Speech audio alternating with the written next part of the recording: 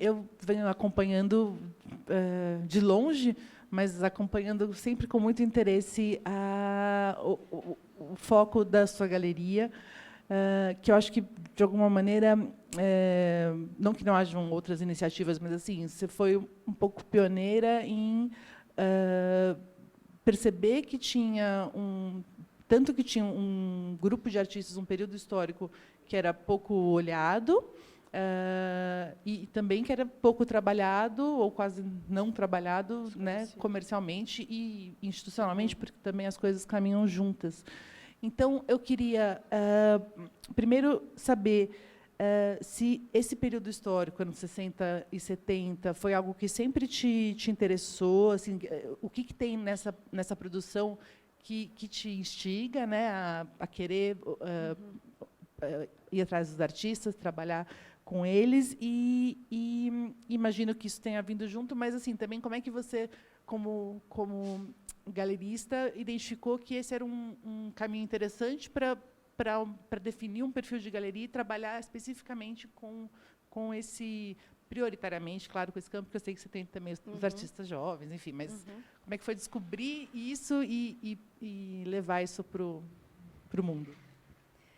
Juliana, a galeria nasceu, esse perfil, né, tão específico, ele é resultado da minha experiência anterior, que foi a minha primeira experiência no mercado de arte, que foi no mercado secundário, onde toda a relação com a arte, com o mercado, é vivenciada de maneiras muito diferentes do mercado primário, né? Já não existe aquela relação com o artista, você está realmente muito ligada à compra e venda. No entanto, os grandes marchands são apaixonados por arte, e até por isso eles são tão bons vendedores.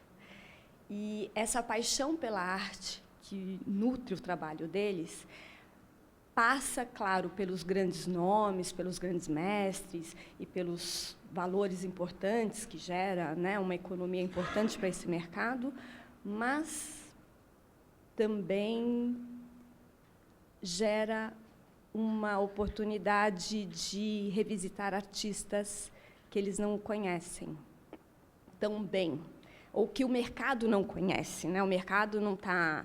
O mercado, as galerias, as coleções privadas e os museus, eles dão uma importância real para observar artistas que estão à margem do mercado, e por duas razões. A primeira, porque eles gostam de arte. A segunda é porque, no mercado secundário, tem uma filosofia que é maravilhosa, que se aplica a qualquer mercado, que é um artista muito bom, com uma obra boa, que ninguém conhece, é uma oportunidade de mercado. E isso me formou muito durante os 5 anos que eu trabalhei no secundário. Quando eu resolvi abrir a galeria, eu tinha muito claro esse objetivo. Então, claro, entendia que era óbvio a necessidade de encontrar um lugar para mim no mercado, abrir mais uma galeria para mais jovens artistas, ou XY, não via sentido, e eu entendia que eu precisava encontrar um diferencial, né, algo que trouxesse um impacto, que chamasse a atenção das pessoas e que também tivesse uma capacidade cultural, sabe, no seu ambiente, que também...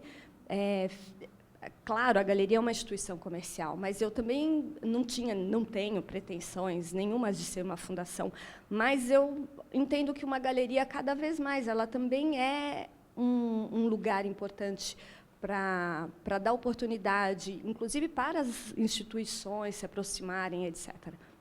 Então, eu tinha muito claro esses 2 lugares, que era uma oportunidade, sim, de negócios, embora ninguém os conhecesse, e até por isso era muito bom, porque então eu tinha uma novidade, e porque eu também acreditava que a galeria pode e deve desempenhar, se ela tem esse interesse, é claro, acho que não é obrigatório, mas se ela tem esse interesse, é uma oportunidade também para ela ser um agente cultural importante para a sua cena.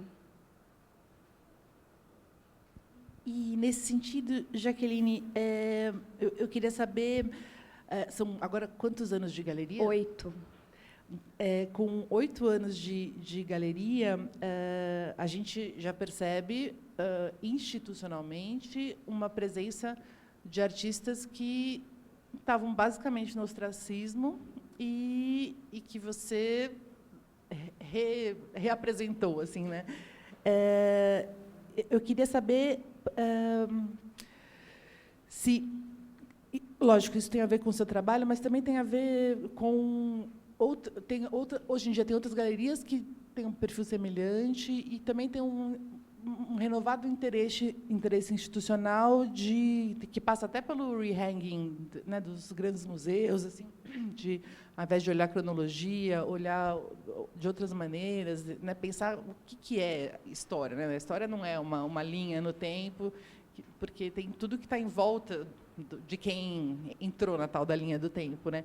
Então, a que se atribui essa visibilidade e esse reconhecimento, né, desses artistas esquecidos? Assim, tem, claro, o movimento, o trabalho institucional que galerias como a sua fazem, mas você vê também um interesse por esses artistas de um ponto de vista de reescrita da história, assim, como é que um artista que era tão atuante, era tão importante nos anos 70, passou 40, 50 anos esquecido?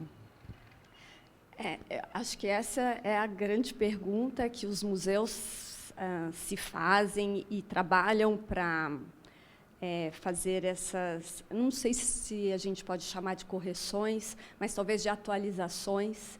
Existe um gap, e ele é internacional, ele não se deu apenas no Brasil, ele se deu especialmente em continentes e em países que tiveram um regime político muito duro nesse período. Então, na América do Sul, isso é muito comum, a própria Argentina. No leste europeu, isso ainda é muito comum, também, como nós, tiveram artistas fantásticos, importantes para entendermos a nossa própria história da arte contemporânea, e, no entanto, artistas que nós conhecemos muito pouco ou completamente não conhecemos nada. Essas produções, elas têm, na sua essência, uma prática conceitual, imaterial, efêmera.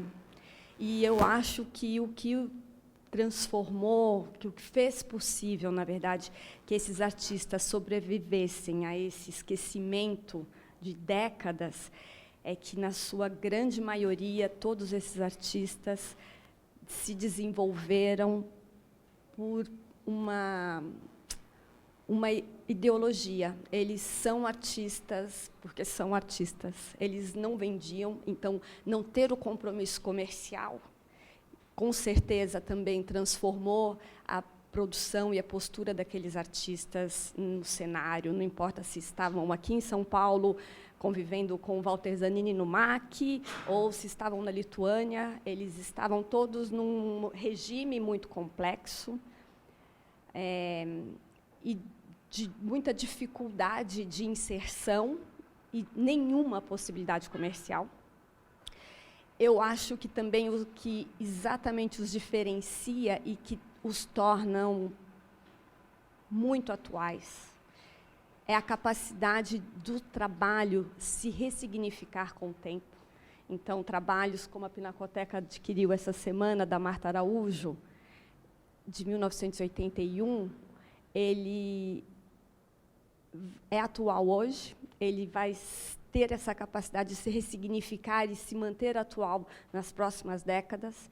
E eu acho que esse privilégio, né, essa grande qualidade que se dá nesses artistas, entre outras coisas, porque eu acho que essas pessoas, esses artistas, produziam, e o ato de produzir era uma resistência intelectual, era uma resistência existencial. E acho que é por isso que ela vai ser ressignificada naturalmente. Transcende, né, qualquer período histórico.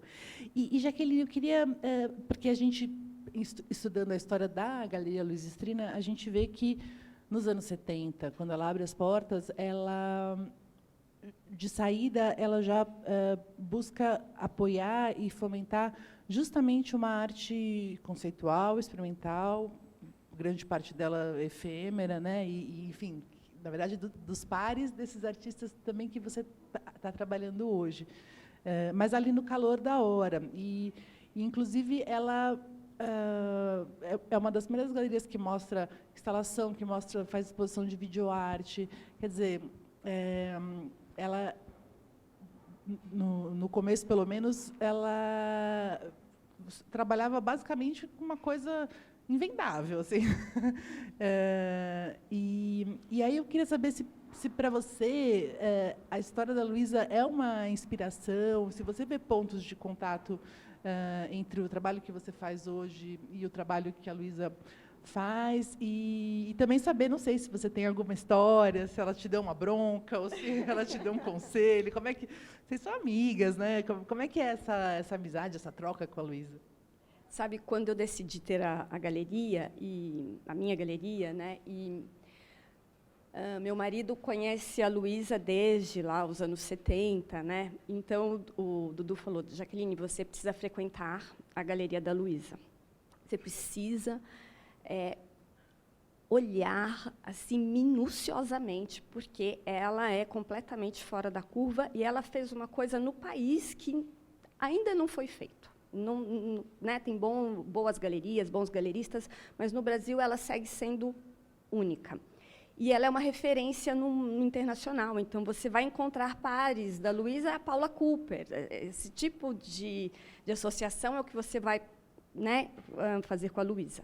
Então, você vai à Luísa. Eu me lembro que a primeira exposição que eu vi na Luísa, em 2008, aqui, era uma coletiva do James Hoffmann, curador.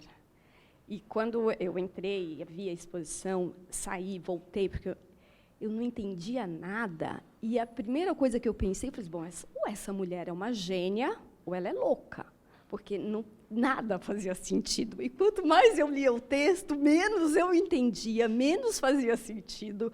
E foi exatamente não entender nada que me estimulou e me cativou muito. Então, desde então, eu venho em quase todas as exposições. Graças a Deus, eu fui me aprimorando, então eu já sou capaz de entender. Ainda saio da Galeria da Luísa instigada, volto para casa e faço a minha lição de casa, vou ler, vou entender melhor o que aconteceu. Acordo de manhã e me lembro, agora acho que eu entendi. Mas eu me lembro dessa exposição porque, para mim, ela foi mesmo foi a exposição mais marcante em galeria, em qualquer lugar do mundo, porque era, veja só, era 2008, então, 18 anos. E eu cheguei para o meu marido e falei, não, você não acredita, é uma loucura, tem uma luz piscando, a galeria está preta, tem uma pedra de gelo enorme, eu quase caí, escorreguei, não entendi nada. O que ela faz com tudo aquilo? Vende? Vende para quem? Quem vai comprar aquilo? Então, alguns anos depois, eu me via na minha galeria com coisas invendáveis. Eu pensava, para quem eu vou vender isso? Jaqueline, onde você foi se meter? Que confusão! Mas a Luísa foi, desde sempre, uma referência para mim, trazida pelo meu marido, né, que já conhecia a trajetória. E eu posso falar assim, sem constrangimento, porque eu não estava copiando, mas, com certeza, me inspirando. E eu acho que eu conheço o site da Luísa assim, de trás para frente. Especialmente anos 70, 80, 90. É muito difícil eu não... Às vezes, eu vejo obras em coleções, que eu falo, essa obra veio da Luísa, da exposição X. Porque eu me lembro do site. E, anos depois, a minha galeria tem 8 anos, então, sei lá, uns 3 anos atrás, eu fui ver uma exposição na Galeria da Luísa, já no novo prédio, e eu morria de medo da Luísa, né? E aí, eu estava passando pela sala e eu tentava ser invisível. E aí ela me chamou, menina. Eu falei, comigo? Senta aqui. Sentei. Aí ela disse assim, você foi corajosa. Eu falei, você acha? Foi. Eu acho que eu fui ingênua. Aí ela falou, bom, mas ninguém é corajoso sem ser ingênuo. Oi, linda! Adorei, nunca esqueci. Foram as duas realmente inesquecíveis, a exposição e depois desse momento que aí eu relaxei com a Luísa, e agora, quando eu encontro, eu consigo conversar.